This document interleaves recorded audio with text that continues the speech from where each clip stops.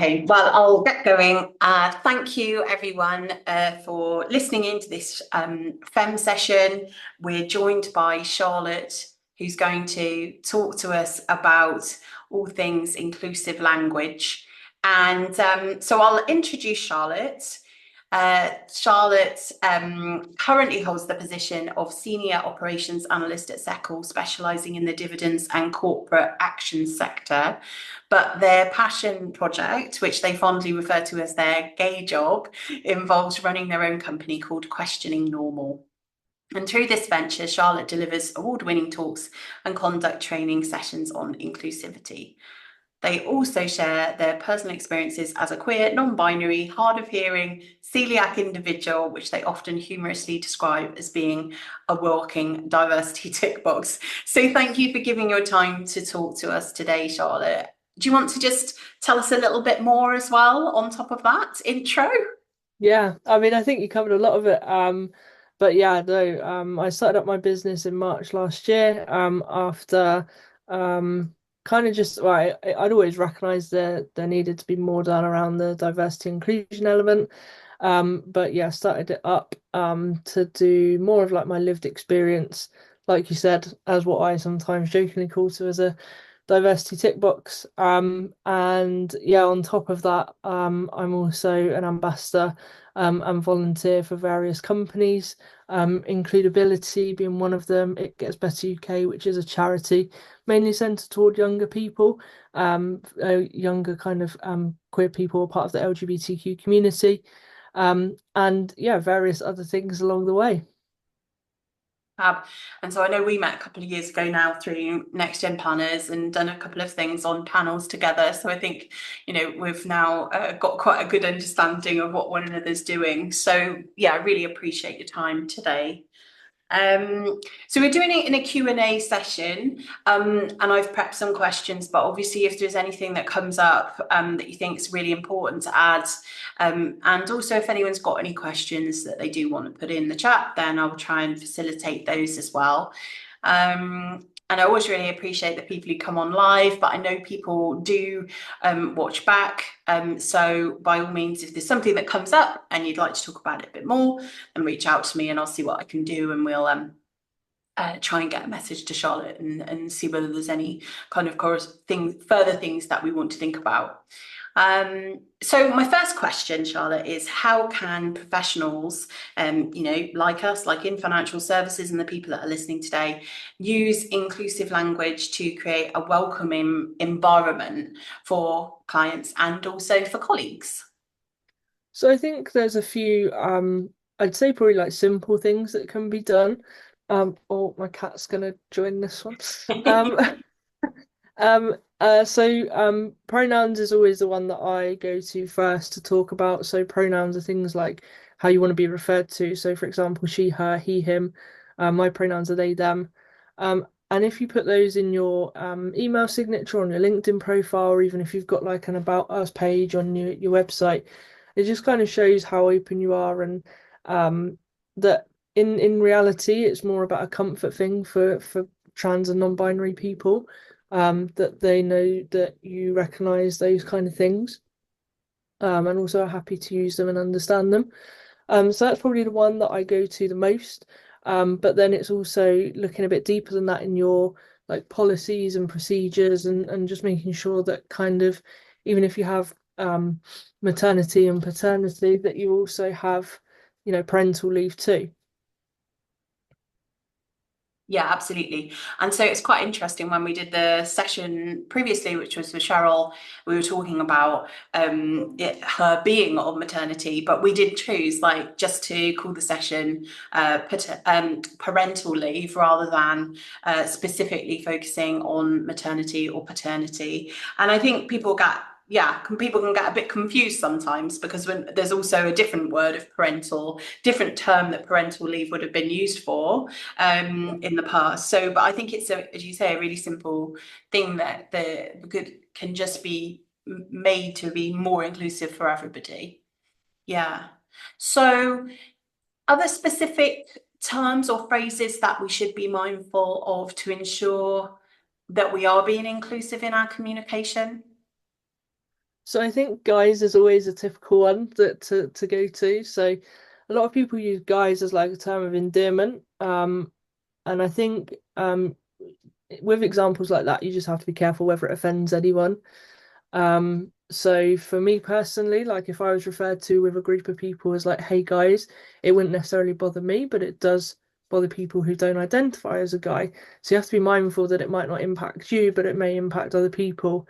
And those kind of things can easily be changed to everyone or folks, stuff like that. And I think, if you've got meetings with clients or you're doing a presentation, the use of ladies and gentlemen, you're not really being fully inclusive by doing that.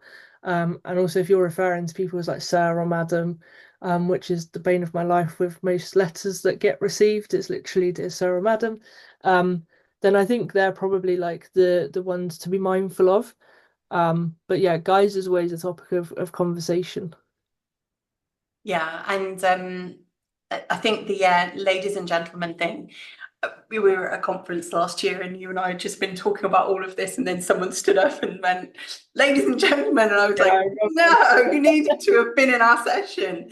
Um, so yeah, it's something so easy to change, isn't it? Just say hi all, welcome everyone.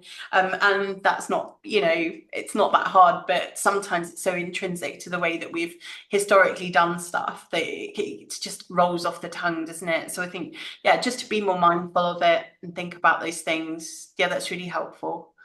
What about social media? Because I think that there is an element of, businesses, but also now, professionally encouraged to be on LinkedIn more. It's becoming quite a hive of communication.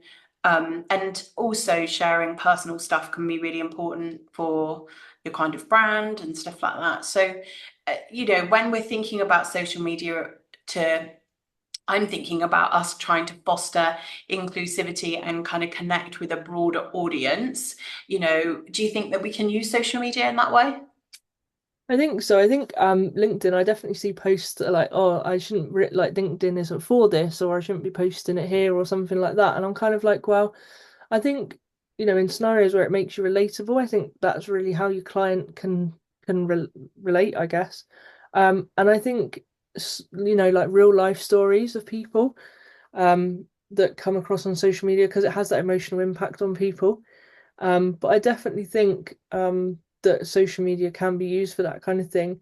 I think there's just kind of being aware of like tokenism and profiling of people and not using someone just for the sake of using them. I think that's where there can be a danger to it. And almost if you've got a social media post that's like, okay, I've tick boxed a disabled person, a tick boxed a black person, things like that. I think just being mindful of that and make sure it's authentic.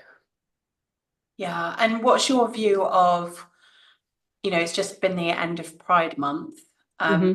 and you see multiple people kind of turn their logos to rainbows and things like that, but then not throughout anything throughout the rest of the year. So how do you feel about that? I think it's just frustrating. I think it's kind of like I don't know. You see the 1st of July come around and literally everything goes back to black and white or back to how their logo was pre rainbowifying it for June.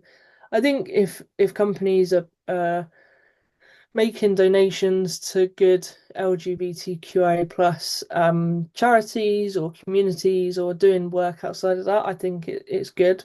I think they should also talk about that all year round, not just in June. Um, but yeah, I think it's definitely there's less colour on LinkedIn, I would say, over the last 2 days. Yeah, yeah. It's an interesting one. I think it's for me, it's one of those things where because it's so recognized as a month, it's Mhm. something that people can very easily get involved with, which must be a positive. Yeah. Um, uh, because better some than nothing. But I think as you say, maybe it's about the authenticity and or the seriousness behind that. Like as you say, contributing, or what are you taking part in, or what is it you're saying, rather than just the logo change, maybe. Yeah, yeah, I agree. I think like I've seen a couple of stories from various different companies where they've got potentially like their one out and gay colleague talking about life at the company. And I think like that's great because I think sharing stories is a good thing. But I think again, like it just goes back to, there's probably more um like LGBTQIA plus people within that workplace. And it's not just necessarily highlighted in June, but obviously, like you said, that it is so focused around June.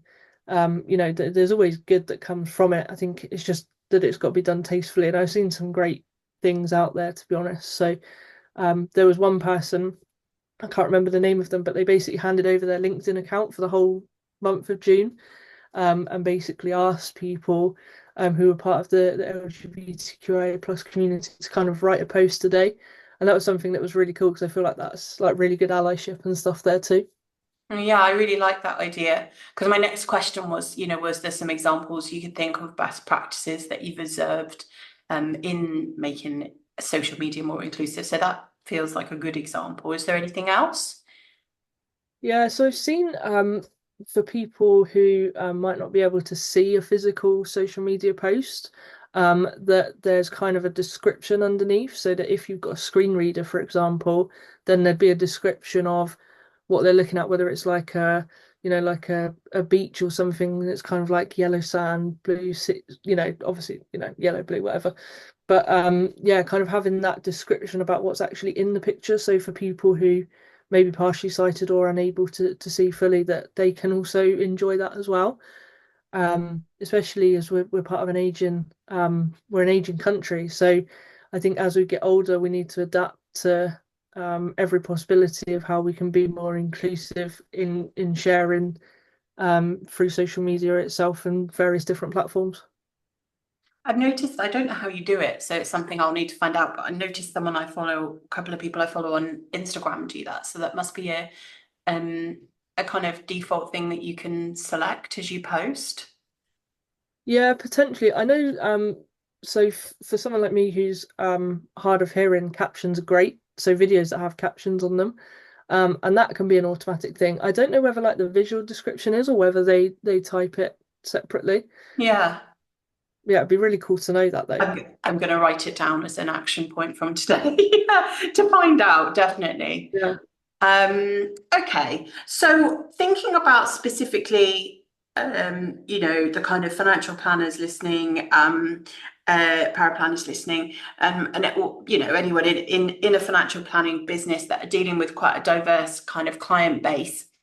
Um, how can they maybe think about approaching personal matters such as sort of family structures without making assumptions? Because we do default so often to the binary of yeah, husband and wife, and I think people are getting a bit broader and better at that. We've been talking about it for quite a long time, but mhm, obviously there's a lot around of like different types of relationships as well. So what are your yeah. thoughts on that for us?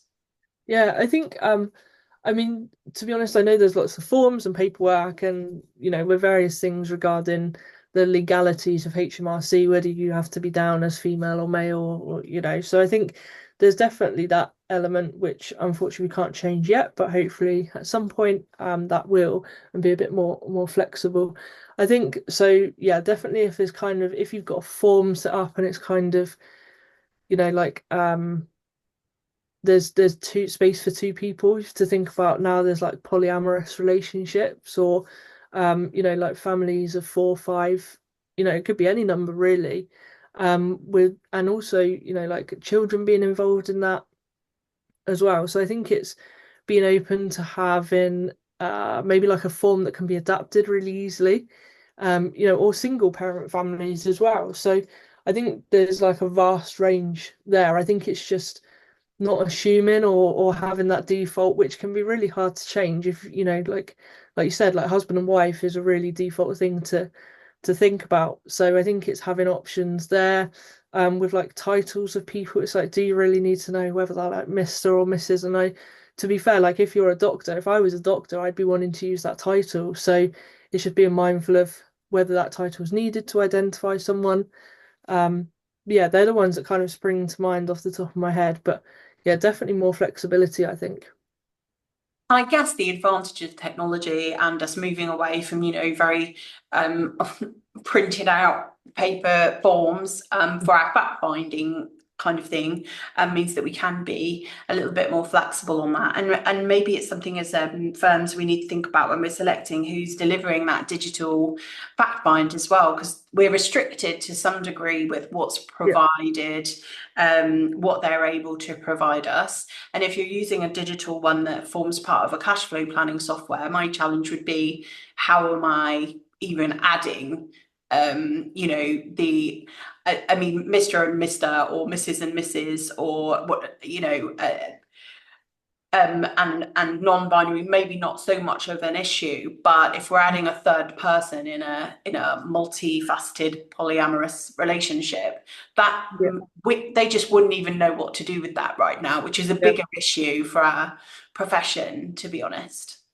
Yeah, it'd be really interesting to see how stuff like that changes. And like, obviously, I guess with like pensions and beneficiaries, then sure, like if it's three of you, you can split 50-50 or, however you want. But it's kind of taking all of that into account and what happens with like dependents drawdown or, things like that. It'd be really interesting to see how that moves forward. And Jamie Lowe, who you know from LinkedIn, who I follow, I'm like a super fan of the way that he explains everything. But he had posted about this, this is how Yeah. you would have to deal. I think it might have been on even an FT advisor piece, it was an article anyway. It was about, the things you might need to think of as an advisor, if you are dealing with a throuple, basically, Mhm. Yeah. and yeah, I mean, all of it seems the same, really. It's just that you're multiplying it by, and there's the complexity, as you say, of beneficiaries and things like that. But listen, that's just another level that the majority of businesses that I get into contact with and that we have general conversations with are not even like, it's not even on their radar. So Yeah. that's really, anyone listening to it, just make sure, you're following Charlotte and you're following Jamie on LinkedIn, because the content coming out of some of the stuff he posts is brilliant. Yeah, I think a lot of it like logically makes sense. Like, there's like people who are in a throuple or, but like you say, the technology sometimes can't comprehend that. So I guess there's a gap in the market there, but I don't know how to go about that. So No. yeah. Yeah, I don't think we can solve that today, but Yeah. yeah, I think it's certainly something to be thinking about more and more. Um, okay, so are there any training programs or resources that you recommend, maybe for people who might be listening, to look to enhance their kind of knowledge about being more inclusive in their language and discussions with people? hmm Yeah, so I guess I run webinars that will help on inclusive communication, allyship, and also if you want it more tailored to like your business and stuff as well, then I can do that. I'd also recommend Stonewall and the training that they do, because they've been around for ages and can provide really great LGBTQ plus training for people. So I'd always recommend them, to be honest. But there are charities you can get involved in to kind of educate yourself, and also doing like own learning as well. But if you were looking for like a specific training program, then yeah, I'd recommend Stonewall for that. Okay, great. So people can approach you or to see whether it's something that you might be able to help with, or look at Stonewall, and there's other, as you say, there are other resources around, aren't there? Yeah, I think it's more about what you want specifically as well. So, in terms of like training element, I'm actually doing some work with Bath Mind, who are or who are going to be trained on LGBTQA plus elements and understanding that. So I think it's also about learning from the point of view of that lived experience. But also there's kind of a difference between training the information and educating yourself as well. Absolutely. Part of it is you living with that and learning and kind of absorbing it into your kind of yeah, the way that you manage stuff. So, pronouns, things like that are things that we can easily kind of embrace, but we've got to be able to understand them ourselves so that we can embrace that and become a great ally. Yeah, yeah, for sure. So, one of the key things, obviously, and I guess it strikes back a little bit to, do we make the assumption that the new client is a, heterosexual couple, or all of those is about our unconscious bias that, things that we've just got inbuilt that we know we need to fight against. And because that unconscious bias we've already got can affect her, decision making. And so have you got any ideas about how we can recognize and address those kind of unconscious biases that we tend to have in this kind of area? Yeah, I've got a couple. So there's actually like oh, the names escape my brain, but there's like a Harvard, not Harvard. Oh, I can't remember. This is gonna be really annoying. Basically, there's like a maybe I can send you the link when I remember what it is, and we can put Sure. it somewhere. But it's kind of you can do these unconscious biases tests, and it kind of shows you which way you then lean towards. And I think they're really interesting in terms of understanding your own biases. And I think then going forward in that, I think you have to kind of look deeper within yourself because it is that default. So a heterosexual person in wife husband relationship, and I think that if you're automatically thinking that, then it's just taking that extra time to just check yourself almost and just kind of go into it as an open book and not making assumptions about that person. So we really, I think that yes, you've got to retrain your mind, haven't you? That's the key part. But it'd be really interesting. Yeah, send me the link if you want to find it afterwards. I'll make sure that I Yeah, put it I up can't remember as it. part of the recording. But yeah, if there's an assessment that some people can take, that would be really interesting to know. Okay, so we're on to last two couple of questions I had. Can you provide an example of a situation for me where inclusive language and awareness of things like unconscious bias has had a really positive impact for you in either the workplace, or if you can't think of a workplace example, just in life? Yeah, I think there was a situation where I went to a conference probably would have been a month or so ago now.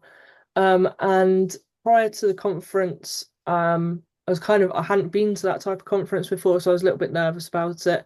Didn't really know what to expect. But actually leading up to the conference, there was various different emails that I had from the conference organizer. So one of the big things that happened was they were actually providing British Sign Language interpreters. And for me, like that was, I don't know, it was kind of extra special in a way because I have got a severe hearing loss. So that was really cool. Again, making it really inclusive for everyone. And also the pronoun element, like they didn't expect or they didn't presume anything. Um, and the bios were all updated with correct pronouns and stuff like that. So it was kind of you kind of think that stuff's expected, but it was almost as if they'd gone to like an extra effort. And then when I arrived, they were asking how I'd like to be known. Would I like to use my name or, things like that. And there was kind of, on your documents, it might say this, but actually, if you've got a preferred name, then you can use that. So it was really inclusive, like kind of one that I've been to where I haven't necessarily seen to that extent before. But like I said, like that kind of stuff should be normal, but it's not quite there yet. That's really interesting. So they asked specifically, like, even though, you'd given your bio, for example, I know you send over your bio, Charlotte, then they asked an extra layer of question for you, Yeah. like, is that how you'd like to be known and referred to? Yeah. Yeah. And I guess some people would be annoyed by that because they'd be like, well, I've already sent you that stuff. But actually, for someone like me who identifies as non-binary and uses they them pronouns, it was actually really nice to be able to have that. And at the event as well, they also had like all gender toilets and stuff as well. So it was also the event was also inclusive, which was great to see. Yeah, the space that they chose and Mhm. everything. Yeah, really interesting. And it also feels like sometimes they are quite small things, Mhm. but they're having a massive impact for you. Yeah. Yeah. And I always kind of go to the point of like, adding pronouns to your email signature or whatever literally takes you 2 seconds as and has no effect on you. But actually, in the nicest way, it's not about you, it's about the people you're then helping, and make them feel more comfortable. Yeah, absolutely. And I think, yeah, and it's not really going to offend anyone. I remember when I put mine and then put them on LinkedIn and then put them on my email sign off. And you've just made me realize that we should really put them on the website, which we're just rebuilding so we can do that really easy. So that's good. But I remember thinking, oh, I don't know if, like, for example, some of my like older clients are going to ask Mhm. me, not be offended, but ask me why I've done it, and I need to be kind of prepared to be able to say like why it is that I'm doing it. But actually, no one's even asked me because it's not about Yeah. me. And really, it's not about them, the people who it doesn't impact. It's about that group of people, supporting that group of people who it will impact. Yeah. And I think obviously like pronouns have always been a thing, but you used to see emails with like, for example, like the name Alex, it would be like Alex in brackets female, you know? So there was always kind of that thing there beforehand, but it was just not as well talked about or not as well known or educated on. So there's always been that kind of stuff. I remember seeing stuff and I'm like, oh yeah, that makes sense, you know? So Yeah, but I mean, it's becoming a lot more mainstream and broader, mm, which is great. So, okay, so final kind of question before we wrap up is: have you got something you'd like to share with, people who are here live, but also listening back about some actionable steps, or key takeaways to that they can start to, really begin fostering inclusivity in their life, in their professional life, and to be honest, I would say personal lives because it all overlaps, and you've got to be all inclusive across the board in your life. yeah, yeah, not just inclusive 9 to 5. Yeah. But yeah, I think kind of things that have been a current theme, so pronouns and if you don't understand like why or what's important about it, then I'm always happy to have a chat about it. To be honest, like in general, like I'm happy to answer like any questions about anything, to be honest. I'm usually quite chilled out, open book about that kind of stuff. So, but yeah, really taking a look on as your business, I guess from that perspective is your policies, like do they relate to like a mother or a father? If you're looking at like dependence leave, is it children, grandparents, etc., rather than specific identities or genders of people? Having a look at forms and stuff and seeing what you need on there, such as like the title, for example, is that really needed in some respects? And also the language you're using. So, are you saying it takes, it's like this much manpower in your workforce? I mean, I don't think person power really works, but I'd maybe just change, that manpower element um in terms of going forwards. And yeah, I think sometimes it's difficult and easy to result back to default language. But it's more just the noticing it, picking up on it, and then next time you might be able to change that, which then becomes a whole much more inclusive. And usually, like I said, they are quite small, simple things that you can change, but it can take time to change the way your brain works, but only for the good, I think. Yeah, absolutely. So I know there is definitely resources in Stonewall, and I think on the LGBT Foundation around the kind of pronoun thing, language usage. So I think those things are quite easy to kind of get our heads around. Although I say that, and then I hear people talking about it, and they clearly cannot accept that how important it is. So I think maybe my bias is that I think it should be really, really easy to Yeah, do. yeah, yeah, Um, but yeah, so I think, those are the really key things. Policies, we talked a little bit about that earlier, didn't we? So yeah, I think those are easy steps that people can kind of go, hang on, let's just review where we're at. Manpower, could it just be people power, I think. yeah, Yeah. yeah, yeah, or And workforce. or workforce, yeah. And then instead of hi guys, hi Yeah, hi peeps, hi everyone, whatever, that kind of yeah, language thing of just because I think the policies and stuff are kind of almost easier because they're things that are written down that you can review and yes, correct and then yeah, move on. hmm, But it's almost like it's the things that come out your mouth, regularly that you need to. Like we used to do an awful lot of like, pull on your big girl pants and things like yeah, that. yeah, yeah, Um, And I try to do less and less of it because, you know, we're aware that, you know, it's not really an inclusive way of talking about things. And but those things have been built in because, you know, grandma had said it to you and your mum said it to you and you've said it to people, you know. So yeah, it's tough, but I think it's worth it to foster a greater inclusivity around people. Yeah, and I also see like menstrual leave. So that's a really big thing, I think, for people to be given the opportunity to, have a some time off if you're really struggling, but it's mainly centered towards women. So it's kind of like for women or, and everyone else who has a uterus. So it's kind of encompassing everyone. Like you're not taking anything away from women by making it more inclusive for people who don't identify as a woman. So it's just making sure, like, again, just a couple more words, making it a whole lot more inclusive. Yeah. Excellent. Thank you, Charlotte. Is there anything else you want to share or anything else you'd thought of as we've been talking? I don't think so. It's been really good conversation, I think. It's kind of stuff that I love talking about because I think, maybe my bias is, yeah, it's something really simple. Like you can change it overnight or now if you want to, but maybe it's not that easy for some people. So I'll take that away as a learning, I think. I think that, yeah, because I did loads of training and I've known you for a couple of years and we've had conversations before, and I see it as something that should be something really simple to apply in business, and also in your personal life that you can just have a broader inclusivity radar almost, like how am I going to do this? But actually, it has prompted some really interesting conversations with friends and Yeah. other colleagues, that they just can't quite get their head around.